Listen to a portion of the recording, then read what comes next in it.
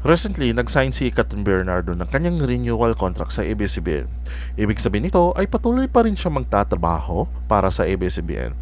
Alam naman natin na last year ay maraming pinagdaanan si Catherine at kasama pa na dito ang breakup niya with Daniel Padilla.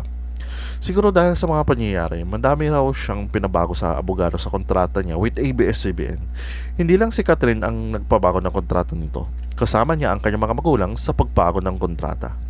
Isa sa mga pinabago sa kontrata niya ay si Catherine na mismo ang pipili ng leading man para sa mga proyekto na gagawin niya in the future.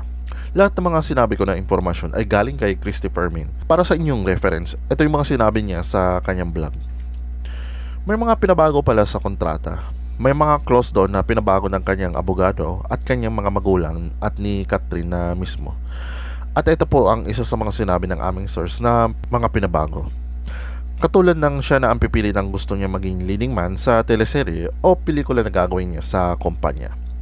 At isa ba, sigurado yung aking source sa kanyang sinabi na isa sa mga pinabago niya, wala mo na silang gagawing proyekto ni Daniel Padilla. Matindi talaga ang sakit na dinulot sa kanya na nangyari sa kanila ni Daniel. Kasi kung ito ay mababaw lang, napaka-professional actress niya. Anyways, yun lang ang balita ko sa ngayon. Ako si JP, Showbiz Reporting.